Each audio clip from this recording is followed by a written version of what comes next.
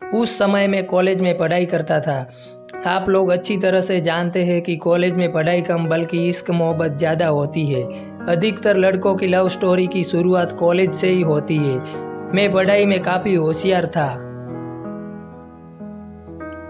लेकिन लड़कियों के मामले में भी कम नहीं था।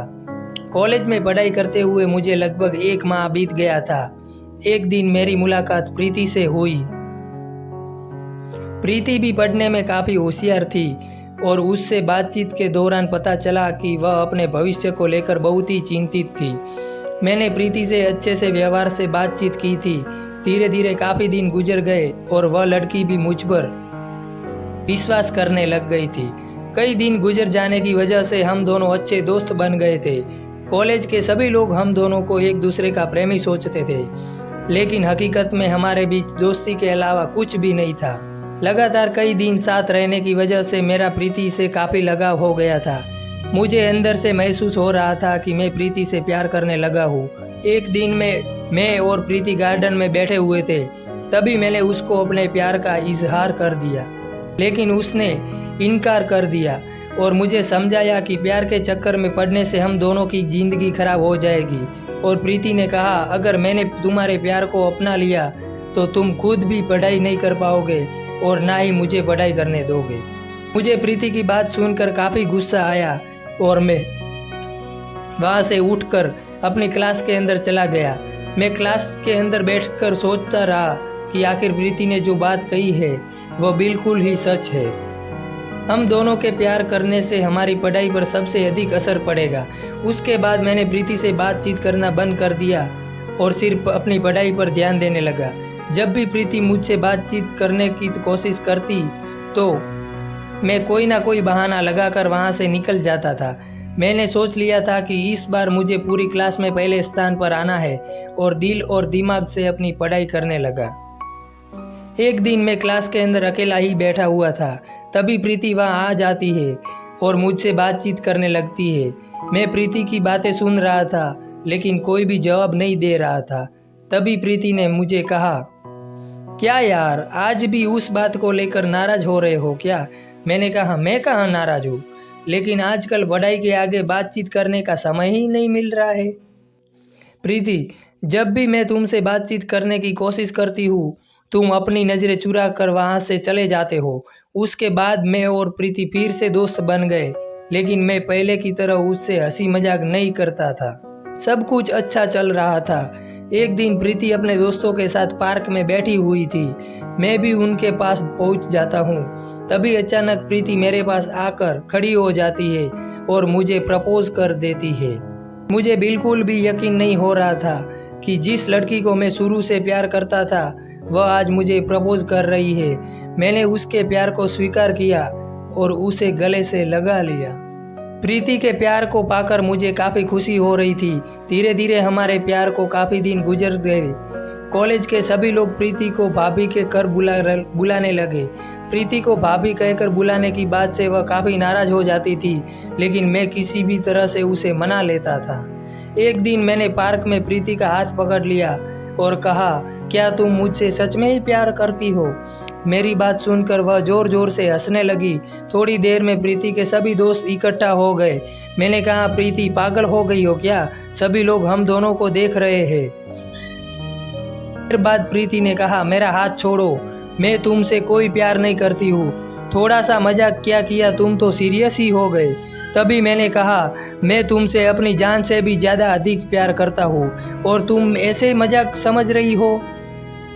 इतने में प्रीति मेरे गाल पर एक जोरदार थप्पड़ जड़ देती है और अपने दोस्तों से कहती है, मैंने प्यार का नाटक क्या किया, यह तो मेरे गले ही पड़ गया। इतनी बात सुनकर मेरी आंखों में आंसू आ गए और मैं पार्क में ही बैठ गया। इधर प्रीति के सभी दोस्त मेरी ओर देखकर जोर जोर से हंस रहे थे। उसकी बातें सुनकर मेरा दिल टूट चुका था। मैं फिर से खड़ा होकर प्रीति के पास गया और कहने लगा, प्रीति, इन सब से कह दो कि जो पहले बोला था वह बिल्कुल झूठ था। प्रीति, मैं झूठ नहीं था, क्या तुम्हारे समझ नहीं आता है? उसकी बातें सुनकर मैं आंखों में आंसू लिए वहाँ से चला जाता हूँ।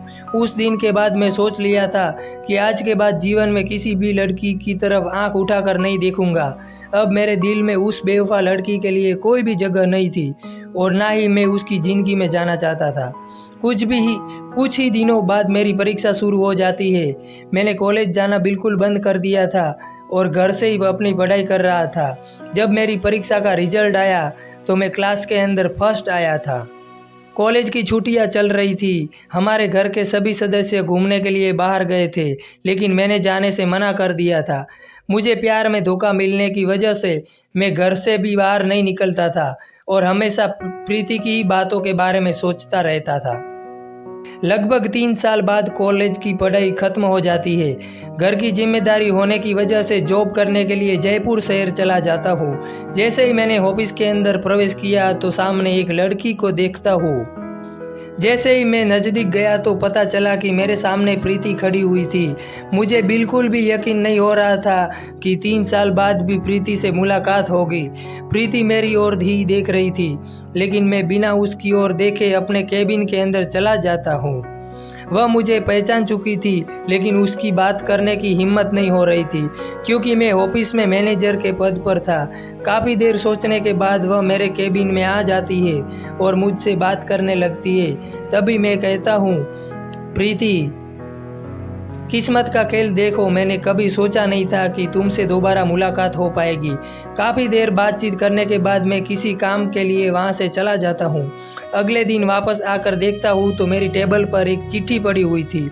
मैंने चिट्ठी को खोलकर पढ़ा तो उसमें लिखा हुआ था, मेरे प्रिय विक्रम, मैं कॉलेज के समय जो आपके साथ किया था वो माफ़ी के भी लायक नहीं है, लेकिन हो सके तो मुझे माफ़ कर देना। मैं तुमसे बहुत ही प्यार करती हूँ। तुम्हारे कॉलेज छोड़ने के बाद मैंने कई बार तुमसे बात करने की कोशिश की है, लेकिन तुम्हारा मोबाइल स्विच ऑफ ही आता था। तुम्हारे जाने के बाद मुझे एहसास हुआ कि सच्चा प्यार क्या होता है। मैं तुमसे दूर रहकर भी कभी भी खुश नहीं रह सकती, इसीलिए मुझे अपने जीवन का हिस्सा बना लो। तुम्हें पता नहीं कि मैं तुम्हारे बिना एक एक पल कैसे निकाला है।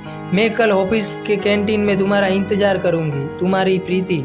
चिट्ठी को पढ़कर मैं सीधा ऑफिस के कैंटीन पहुंच जाता हूं और देखता हूं कि कुर्सी पर प्रीति बैठी हुई थी।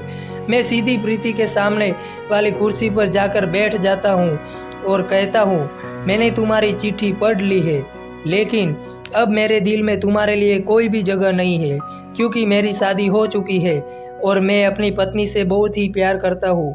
इस बात को सुनकर प्रीति की आंखों में आंसू आने लगे। मैंने कहा, कल मैं यह नौकरी छोड़कर चला जाऊँगा क्योंकि अगर मैं यहाँ रहूँगा तो तुम्हें मेरी याद सताएगी। इतनी बातचीत करके बाद मैं वहाँ से उठकर अपने केबिन के अंदर चला जाता हूँ और अपना बैग उठाकर कमरे पर चला जाता हूँ। मैं बिल्कुल भी नहीं चाहता था कि जो कुछ मेरे साथ कॉलेज में हुआ था वह यहाँ भी हो, इसीलिए मैंने उस नौकरी को छोड़ दिया। मेरा प्यार प्रीति के लिए सच्चा था। आज भी मेरे जीवन का सिर्फ एक ही उसूल है, जिसने धोखा दिया उसको जीवन में कभी दूसरा मौका ही नहीं दिया।